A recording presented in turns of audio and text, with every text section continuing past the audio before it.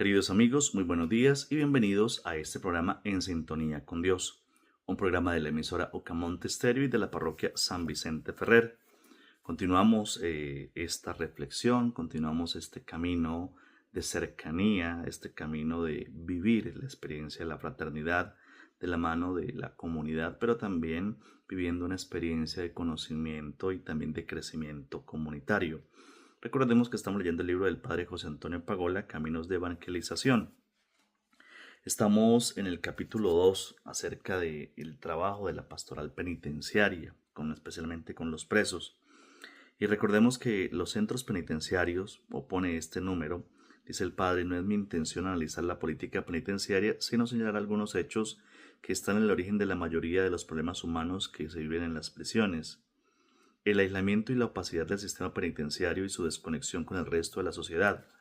La mayoría de los ciudadanos viven de espaldas a lo que sucede en las cárceles. La sociedad se preocupa ante todo de protegerse del delincuente y no se interesa en quienes son internados en prisión. Por otra parte, con frecuencia la concepción y el funcionamiento de la cárcel no hace sino favorecer el aislamiento, el desconocimiento y la falta de transparencia. No le es fácil al ciudadano conocer el sufrimiento de la población reclusa. La insuficiencia de medios para responder a las necesidades de una población excesiva de reclusos.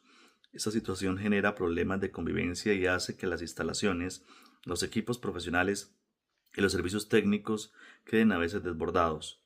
Las deficiencias organizativas de diversa naturaleza hacen que no siempre estén debidamente atendidos aspectos tan importantes como el cuidado sanitario, la actividad laboral de los presos, la oferta educativa o la reinserción social. El consumo de drogas, la falta de higiene, las enfermedades infecciosas, hepatitis, tuberculosis, sida, convierten a veces la prisión en un foco de enfermedades. Por otra parte, el encierro prolongado genera en no pocos un deterioro que favorece la pérdida de autoestima y la desestructuración de la persona. De forma general, es fácil constatar la enorme distancia que se da entre la legislación vigente y la realidad de las cárceles, en lo que se refiere a aspectos tan importantes y básicos como la reinserción social, la atención a la salud de los penados, su derecho al trabajo, la necesidad de celdas individuales, la separación de los presos en función de su diferente situación penal, la atención individualizada a cada persona. Todos esos factores contribuyen muchas veces a destruir la dignidad y los valores más ricos de las personas, favoreciendo la humillación, el aislamiento, la soledad, la postración, la amoralidad o la desesperanza. 3. El servicio de reconciliación. Primero, la visión cristiana de la reconciliación. Toda reflexión cristiana sobre la reconciliación ha de tener como punto de arranque estas palabras de San Pablo. Todo proviene de Dios que nos reconcilió consigo por Cristo y nos confió el misterio de la reconciliación, porque en Cristo estaba Dios reconciliando el mundo consigo, no tomando en cuenta las transgresiones de los hombres, sino poniendo en nosotros las palabras de la reconciliación. Somos, pues, embajadores de Cristo, como si Dios os exhortara por medio de nosotros, en nombre de Cristo les suplicamos, reconcíliense con Dios. Segunda de Corintios 5, versículo del 18 al 20. Iniciativa reconciliadora de Dios. En Jesús se nos revela un rostro de Dios hasta entonces inédito. Dios no es justiciero ni vengativo, sino reconciliador. No ha querido que el ser humano viva en el conflicto permanente, esclavo de sus contradicciones e injusticias. Por eso Dios no ha respondido al mal con la venganza, ni siquiera con la sanción y el castigo. Él ha sido el primero en vencer al mal con el bien. Romanos capítulo 12, versículo 21. En el origen de esta iniciativa reconciliadora de Dios solo hay amor incondicional. Dios no exige nada como condición o como requisito previo. Ofrece su amistad cuando por parte del ser humano no hay todavía sino enemistad y rechazo. Cuando éramos enemigos fuimos reconciliados con Dios por la muerte de su Hijo. Romanos capítulo 5:10.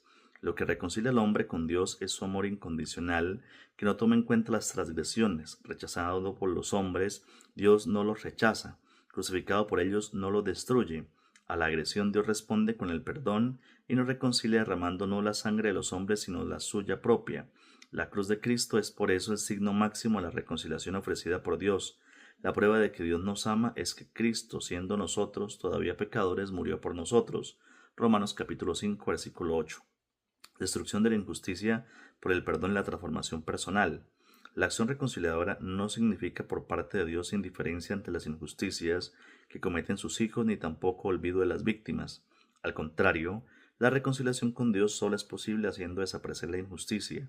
Cristo ha venido a quitar el pecado del mundo. Juan capítulo 1 versículo 29. La reconciliación nunca es inhibición ante el mal o pasividad ante la injusticia, sino creación de un hombre nuevo. Efesios 2 capítulo 15. Creado según Dios en la justicia y la santidad de la verdad. Efesios capítulo 4 versículo 24. Pero la reconciliación apunta hacia la destrucción de la injusticia por un camino inédito, el perdón incondicional de Dios y la transformación de la persona. En el origen está el perdón inagotable de Dios, que perdona 70 veces 7, Mateo capítulo 18, versículo 22. Ese perdón es fuente permanente de reconciliación. La reconciliación con Dios es fundamento y exigencia de reconciliación entre los hombres. Destruida la enemistad con Dios, es posible erradicar la enemistad con los hombres entre sí. Abierto el acceso a un Dios Padre, queda abierto el acceso a la fraternidad, pues por el Cristo, unos y otros tenemos acceso al Padre en un mismo espíritu. Efesios 2:18. Me alegra mucho, queridos hermanos, compartir este programa y seguir reflexionando acerca de ese perdón que debemos dar desde la misericordia. Recordemos la programación para estos días. Para hoy continuaremos la visita misionera y la marcha del café en la vereda Buenavista. Mañana sábado a las 8 de la mañana tendremos reunión con padres y padrinos de confirmación y a las 10:30 reunión con los jóvenes de confirmación. A la 1 de la tarde tendremos la Eucaristía de San Isidro en la vereda Puentes en la casa de Elvira Cala. A las 3 de la tarde visita en Agua Blanca de San Isidro en la casa de Ariel Mora y Mercedes Arenas. Y a las 5 de la tarde en la vereda Flores parte baja en la casa de Alice Amezquita. Sigamos creciendo como comunidad, viviendo la experiencia del amor y la fraternidad y sigamos en sintonía con Dios. Bendiciones para todos.